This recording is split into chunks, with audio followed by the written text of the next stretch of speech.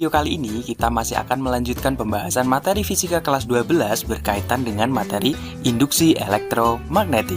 Nah, kali ini kita akan membahas mengenai aplikasi dari hukum Faraday. Nah, seperti apa? Yuk langsung saja simak penjelasannya berikut ini.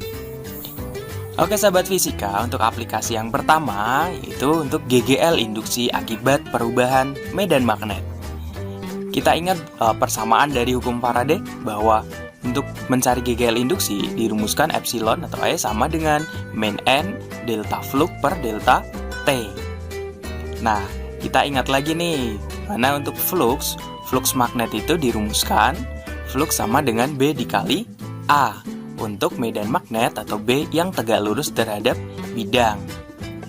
Nah, jika terjadi perubahan medan magnet atau B-nya berubah, maka untuk delta flux-nya itu berarti sama dengan delta B dikali A.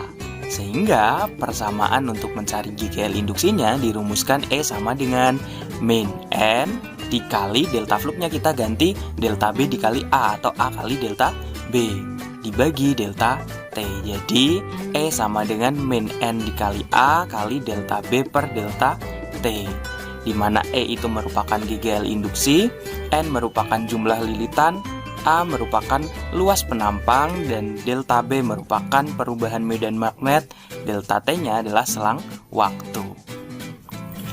Nah, oke sahabat fisika, kita lihat contoh berikut ini. Sebuah kumparan memiliki luas 20 cm persegi, jumlah lilitan 1000. Jika induksi magnet pada kumparan berkurang sebesar 5 Weber per meter persegi dalam waktu 2 sekon, tentukan GGL induksi yang timbul. Nah, dari soal ini pertama sudah diketahui luas atau A-nya adalah 20 cm persegi atau 20 dikali 10 pangkat min 4 meter persegi. Kemudian jumlah lilitan atau N-nya sama dengan 1000. Dan jika induksi magnet pada kumparan berkurang sebesar 5 Weber per meter persegi atau perubahan perubahan induksi magnetnya atau delta B-nya adalah min 5 Weber per meter persegi dalam selang waktu delta T-nya 2 sekon, tentukan besarnya GGL induksi atau E-nya sama dengan berapa sih?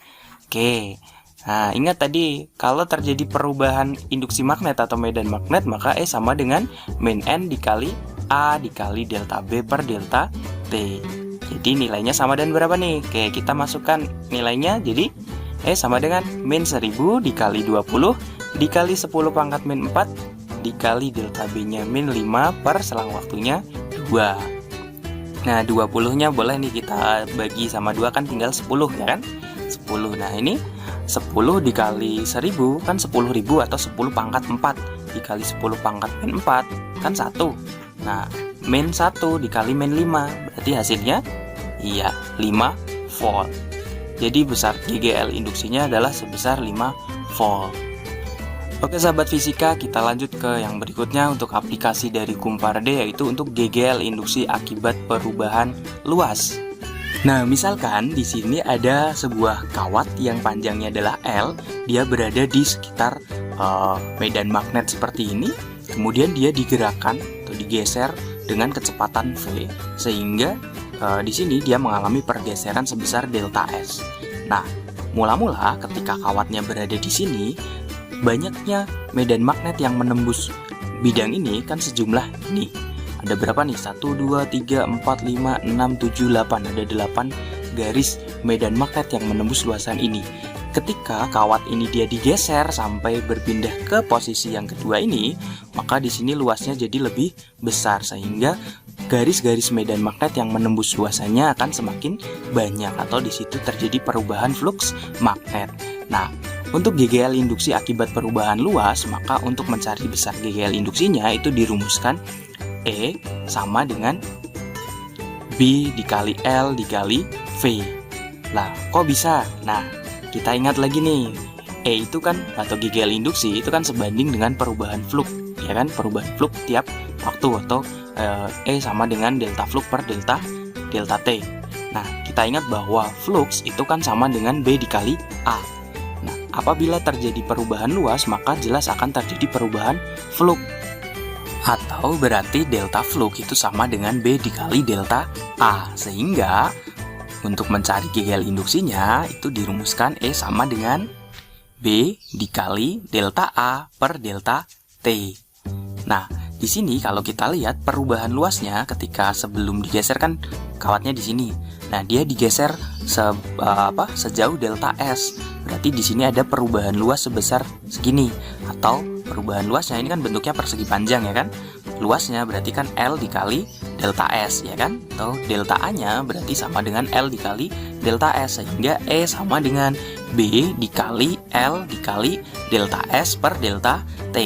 Nah, kita ingat bahwa delta S per delta T itu kan sama aja dengan kecepatan, ya nggak? S per T itu kan kecepatan, sehingga E sama dengan B dikali L kali V, sama kan?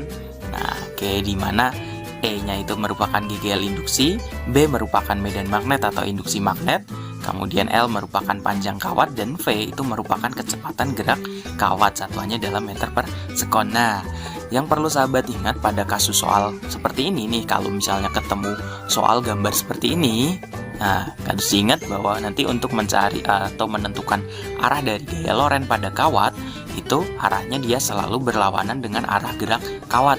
Misalnya ini, kawatnya kan dia digerakkan ke kanan atau V-nya ke kanan, berarti nanti arah gaya lorennya dia ke kiri gitu. Nah, oke sahabat fisika, yuk kita lihat contoh soal berikut ini. Kawat peki panjangnya 50 cm digerakkan tegak lurus sepanjang kawat AB memotong medan magnetik serba sama 0,02 Tesla seperti pada gambar. Nah, tentukan besar GGL induksi, kuat arus yang mengalir pada kawat peki, dan arah kuat arus pada kawat peki. Nah, sahabat fisika ingat tadi kalau ketemu soal bentuk gambar seperti ini, tadi untuk mencari besar GGL induksinya itu dirumuskan E sama dengan BLV, belief ya kan? Oke. Nah, di sini udah diketahui besar medan magnetiknya atau B-nya sama dengan 0,02 Tesla, kemudian panjang kawatnya 50 cm atau 0,5 meter, dan kecepatannya atau V-nya 2 meter per sekon, sehingga E sama dengan 0,02 dikali 0,5 dikali 2. 0,5 kali 2 kan 1 kali 0,02, iya 0,02, jadi besar GGL induksinya adalah 0,02 volt. Kemudian yang B yang ditanyakan adalah kuat arus yang mengalir pada kawat peki. Nah, kita ingat nih persamaan dari hukum Ohm bahwa V sama dengan I kali R ya kan? Berarti kalau untuk mencari arusnya I sama dengan V per R ya kan?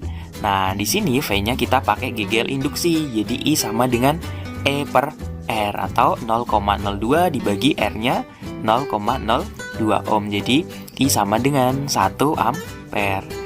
Kemudian yang C yang ditanyakan adalah arah kuat arus pada kawat peki. Nah, untuk menentukan arah arusnya kita bisa menggunakan kaidah tangan kanan gaya Lorentz, di mana ibu jari menunjukkan arah arus atau I, kemudian jari telunjuk menunjukkan arah medan magnet atau B, dan telapak tangan kita atau jari tengah kita itu menunjukkan arah gaya Lorentz. Nah, kita bisa menggunakan kaidah tangan kanan yang seperti ini nih. Nah, di mana arah ibu jari itu menunjukkan arah arus listrik, kemudian arah 4 jari tangan kita itu menunjukkan arah medan magnet, dan telapak tangan kita itu menunjukkan arah dari gaya Lorentz. Nah, pada gambar tersebut V-nya kan dia ke kanan, berarti arah gaya Lorentz-nya dia ke kiri. Nah, kemudian di situ arah induksi magnetnya atau B-nya di situ digambarkan dengan tanda titik-titik seperti ini, titik-titik atau dot seperti ini, artinya medan magnetnya kan dia keluar bidang atau keluar layar atau keluar kertas ya kan. Kalau kalian nonton ini berarti arah B-nya dia keluar dari layar HP atau layar monitor kalian gitu. Nah, berarti B-nya dia dot atau keluar bidang, kemudian F-nya dia ke kiri. Nah, maka arah ibu jari kalian gimana nih kalau kita menerapkan ini? Arah B-nya dia keluar bidang atau menuju ke arah kalian, kemudian F-nya ke kiri, maka I-nya ke bawah. Iya, ke bawah berarti dari P ke Q gitu. Mudah kan? Oke. Oke sahabat fisika, kita lanjut ke yang berikutnya, yaitu untuk menentukan GGL induksi akibat perubahan sudut. Nah, aplikasi ini itu contohnya adalah pada generator atau genset, dimana pada generator itu ada 2 buah magnet, ini kutub utara, ini kutub selatan. Kemudian antara 2 magnet ini ada kumparan yang selalu berputar. Nah, ketika di sini ada kumparan kan berarti ada garis-garis medan magnet yang arahnya dari kutub utara menuju ke kutub selatan yang menembus kumparan ini kan.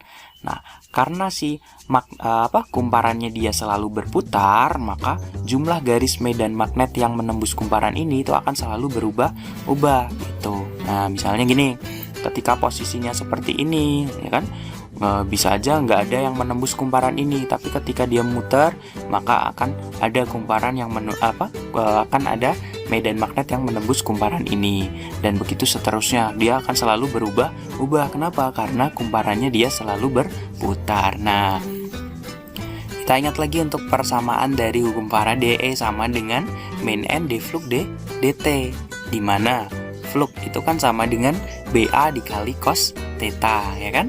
Atau BA dikali cos omega T. Jadi tetanya boleh kita ganti jadi omega T. Ingat lagi persamaan theta pada gerak melingkar gitu. Sehingga E sama dengan min N D dt dari BA cos omega T. Jadi BA cos omega T nya ini kita turunkan. Turunan dari BA cos omega T kalau diturunkan terhadap T, jadinya gimana nih? B sama A ini kan nggak ada T-nya, jadi ini kita anggap konstanta, boleh kita keluarkan. Jadi E sama dengan min N dikali B dikali A, kemudian cos omega T kalau diturunkan, turunan cos itu kan min sin, terus cos omega T ini kalau diturunkan berarti jadinya min omega sin omega T, ya kan? Omeganya kita keluarkan dulu, jadi dikali min omega sin omega T, atau E-nya jadinya N dikali B kali A omega sin omega T, atau biar lebih mudah kita tuliskan jadi E sama dengan B A omega N sin omega T bakwan, ya enggak? Ya kan? Oke, nah gitu. Nah, untuk besar GGL induksi maksimumnya ini kan jadi selalu berubah-ubah. Tapi untuk mencari GGL induksi maksimumnya gimana? Nah, nilai sin itu kan nilai maksimumnya sama dengan 1. Jadi GGL induksi maksimumnya akan bernilai maksimum apabila nilai sinnya sama dengan 1, sehingga E max-nya itu sama dengan BA omega N gitu. Di mana E itu merupakan GGL induksi, B merupakan medan magnet, A merupakan luas permukaan atau luas penampang dari kumparan, kemudian omeganya merupakan kecepatan sudut, dan N-nya merupakan jumlah lilitan pada kumparan gitu. Oke, biar lebih jelas yuk kita lihat contoh soal berikut ini. Seseorang bekerja mereparasi sebuah generator listrik. Kumparan diganti dengan yang baru yang memiliki luas penampang 2 kali lipat dari semula dan jumlah lilitan 1,5 kali dari semula. Jika kecepatan putar generator diturunkan menjadi 3/4 kali semula, tentukan perbandingan GGL maksimum yang dihasilkan generator dibandingkan sebelum direparasi. Nah, dari soal ini, sebelum direparasi itu kan kita anggap A1 atau luas kumparan satunya itu sama dengan A. Kemudian jumlah lilitan atau N1-nya sama dengan N, omega satunya sama dengan omega. Nah, setelah direparasi atau sesudah direparasi itu di situ kumparannya diganti dengan luas penampang A2 itu 2 kali lipatnya atau 2A. Kemudian jumlah lilitannya diganti 1,5 kali semula atau N2 sama dengan 1,5 N. Dan kecepatan putarnya atau kecepatan sudutnya omega 2 itu dijadikan 3/4 kali semula atau 3/4 omega. Maka perbandingan setelah direparasi sama sebelum direparasi, GGL maksimumnya berapa? Atau E2 banding E1 itu berapa sih? Nah, kita ingat lagi nih bahwa E itu kan sama dengan BA omega N bakwan, ya kan?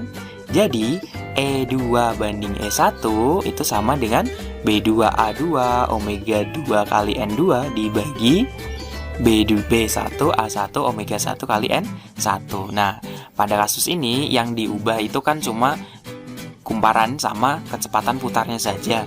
Medan magnetnya kan tetap nggak dirubah. Jadi B2 sama B1-nya sama. Jadi boleh kita coret. Nah, oke. Sekarang kita masukkan nih, A2-nya kan 2A.